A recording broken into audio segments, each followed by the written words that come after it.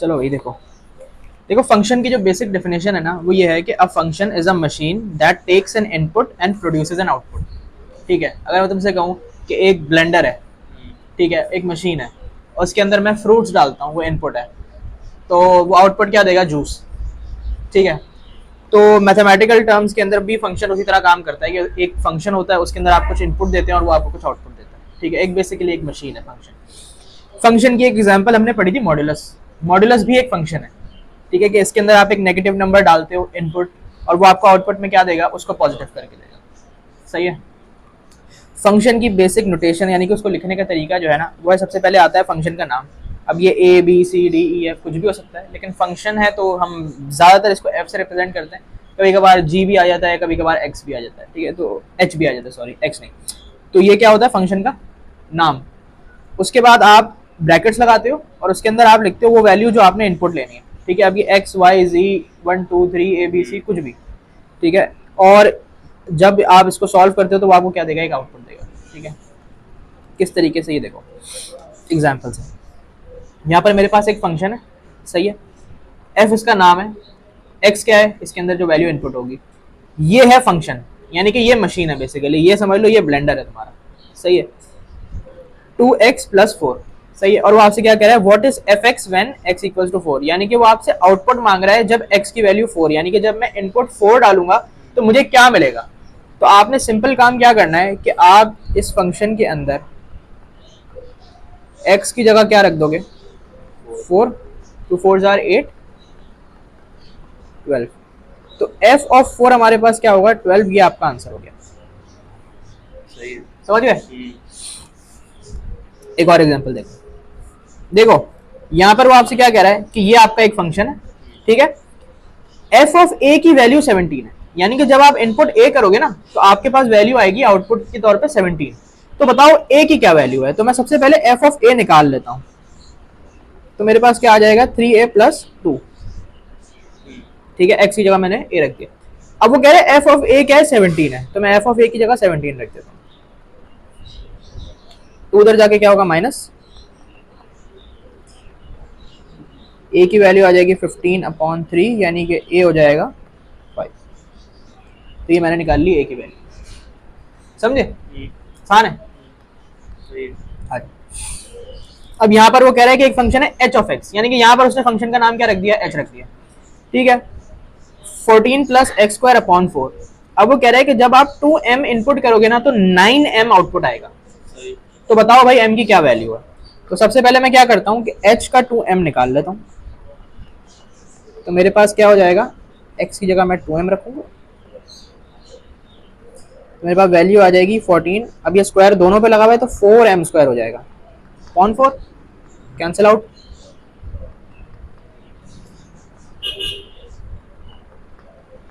सही है, ये मेरे पास आ गया h2m।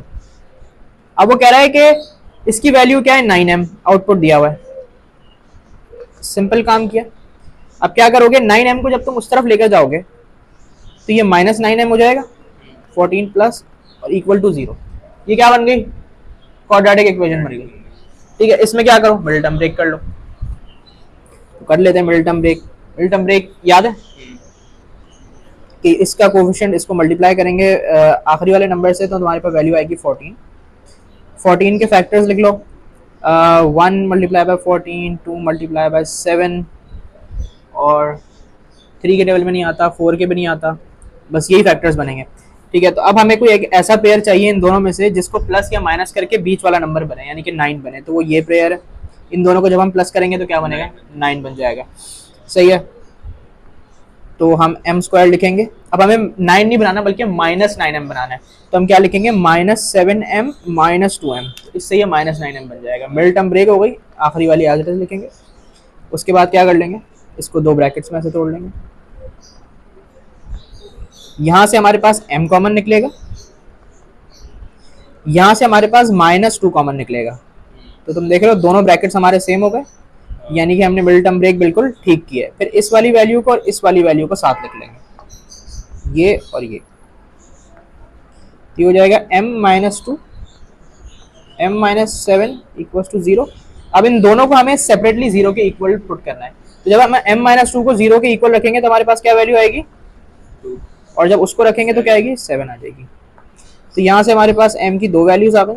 तो बेसिकली m की 2 पॉसिबल वैल्यूज हैं, तो तुम्हारे पास ऑप्शंस में भी 2-2 करके वैल्यूज होंगी।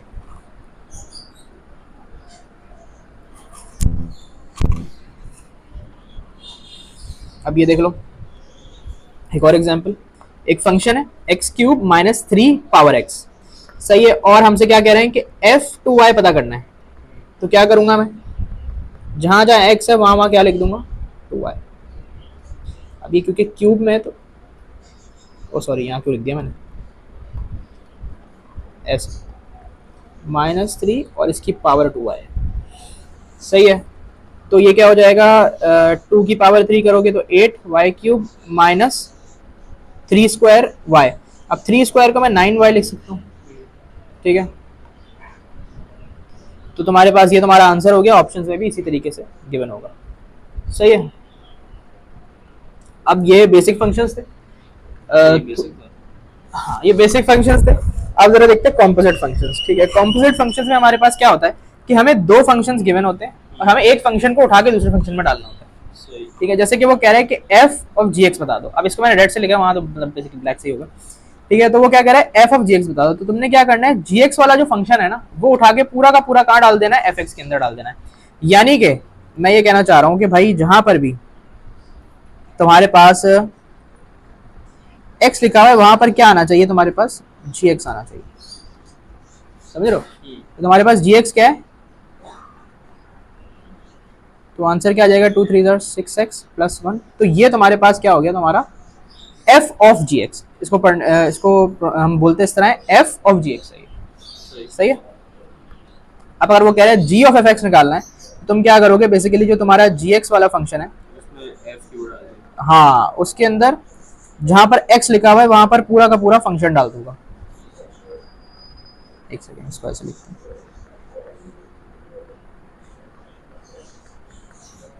तो 3 दोनों से मल्टीप्लाई आ जाएगा 6x प्लस 3। ये तुम्हारे पास बन गया तुम्हारा g ऑफ fx, ठीक है। ये कॉम्पोजिट फंक्शंस होते हैं। इसकी कुछ एग्जांपल्स देखते हैं। हमारे पास दो फंक्शंस हैं, एक है 2x प्लस k और दूसरा है x माइनस 5/2, सही है। अब वो तुमसे कह रहा है कि भाई f ऑफ gx और g ऑफ fx ये दोनों बराबर हैं, इनकी वैल्यूज इक्वल है। अब बताओ भाई k की क्या वैल्यू है। तो सबसे पहले अगर मैं f ऑफ gx निकालूं, यानी कि f के अंदर जहां जहां पर भी हमारे पास वो है x है वहां पर मैं क्या लिख दूंगा, पूरा का पूरा g फंक्शन। तो ये हो जाएगा 2x माइनस 10/2 प्लस के, और फिर मैं निकालू तुम्हारा g ऑफ fx, यानी कि जहां पर भी x की वैल्यू है वहां पूरा का पूरा क्या डाल दिया मैंने, ये वाला फंक्शन fx वाला। तो तुम्हारे पास ये क्या वैल्यू आ जाएगी, -5/2। अब वो कह रहे हैं ये दोनों बराबर हैं,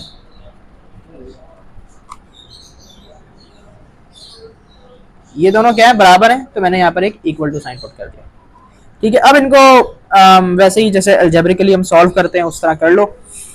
तो तुम्हारे पास क्या होगा, सबसे पहले तो k को उधर ले आते हैं, या एक काम करते हैं ना, यहाँ पर एलसीएम ले लेते हैं। यहाँ पर एलसीएम लूंगा तो ये 1 k/1 है। अब मल्टीप्लाई बाय 2 करूंगा तो ये 2 हो जाएगा, ये 2 हो जाएगा, एलसीएम आ गया तो प्लस 2k।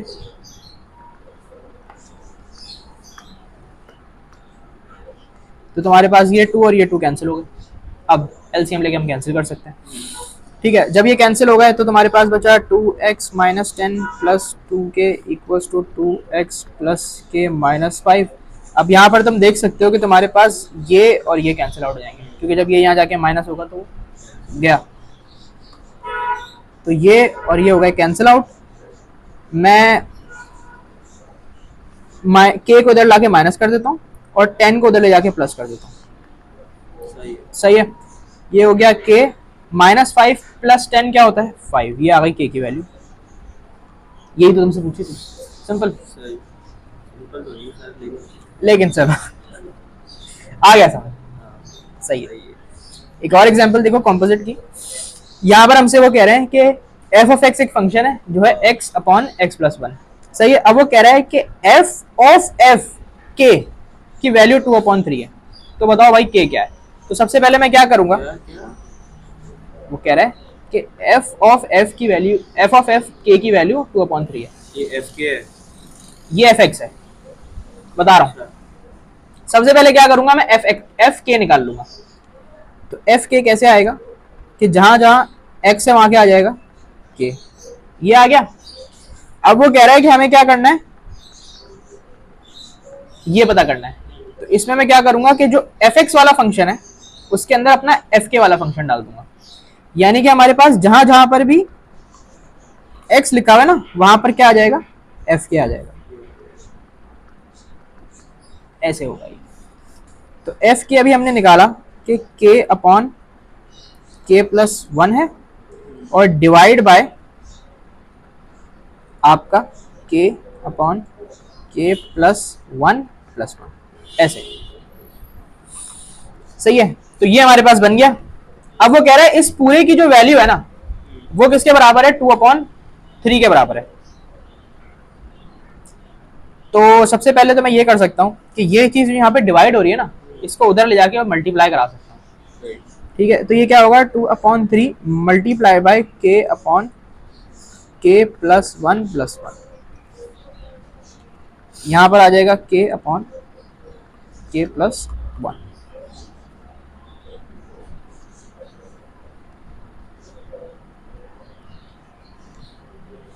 अब सबसे पहले तो मैं इसको सॉल्व कर लेता हूँ।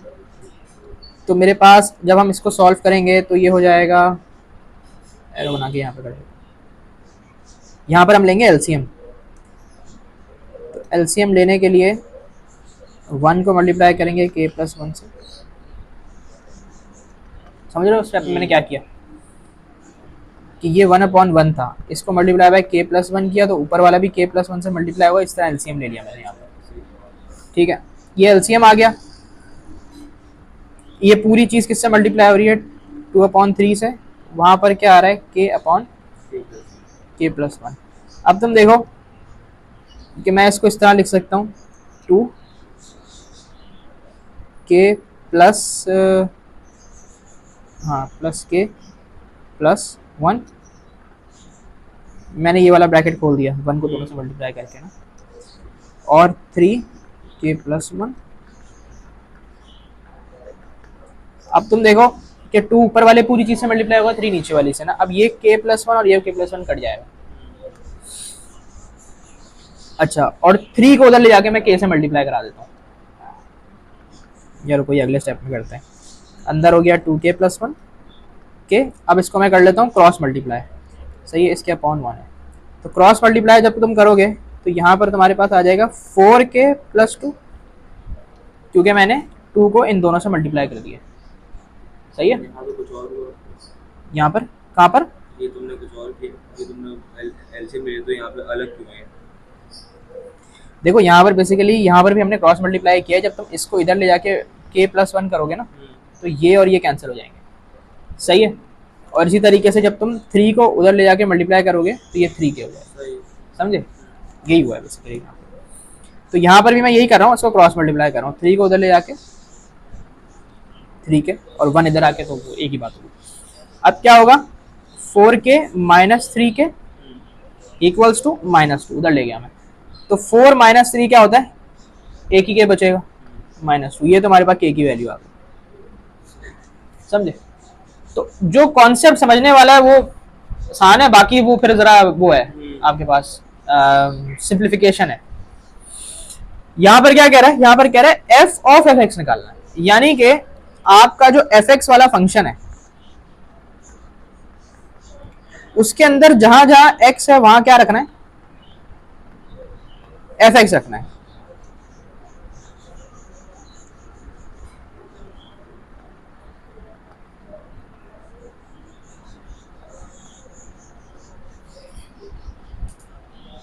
सही है। समझे। अब यहाँ पर मैं अगर एलसीएम ले लूँ तो ये हो जाएगा एक्स स्क्वायर प्लस 1/x, ठीक है। और यही काम अगर मैं नीचे करूँ तो नीचे भी यही आ जाएगा एक्स स्क्वायर प्लस 1/x। अब ये x को ना बेसिकली मैं ऊपर ले जाके मल्टीप्लाई करा सकता हूँ। कैसे? कि देखो ऐसे कि 1 हमारे पास divide by x square plus 1/x हो रहा है, सही है।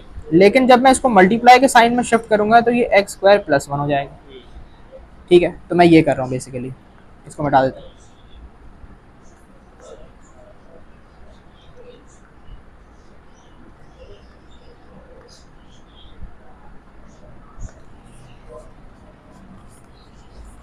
अब ये कर सकते हो कि अब एलसीएम ले लो। एलसीएम लेने का यहाँ पर तरीका ये होगा कि तुम सबसे पहले तो क्रॉस मल्टीप्लाई करो न्यूमरेटर के लिए, ठीक है। जो ऊपर वाली चीज़ है उसके लिए क्रॉस मल्टीप्लाई करो। अब ये क्योंकि इस तरह हो सकता है, क्योंकि जब मैं इसको इसको मल्टीप्लाई करूंगा तो ये स्क्वायर लग जाएगा, और सिमिलरली ये एक्स स्क्वायर हो सकता है। न्यूमरेटर के लिए ये किया क्रॉस में मल्टीप्लाई, डिनोमिनेटर के लिए सिर्फ सिंपल दोनों डिनोमिनेटर्स को मल्टीप्लाई कर लो। ये तुम्हारे पास क्या बन गया तुम्हारा f ऑफ x, ये तुम्हारे पास आंसर आ गया, समझ गए?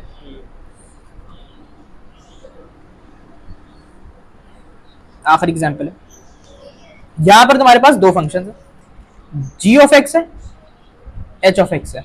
अब देखो g ऑफ x के ऊपर पावर लगी हुई है 1/2, तो बेसिकली वो पावर 1/2 का क्या मतलब होता है? सही है।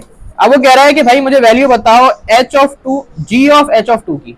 तो सबसे पहले मैं क्या करूंगा, h ऑफ 2 निकाल लेता हूं अपना। 2 + 4 6 होता है, 6 का स्क्वायर 36, h ऑफ 2 आ गया। अब मैं क्या कर सकता हूँ, सिंपल 36 डाल सकता हूँ यहाँ g में, सही है।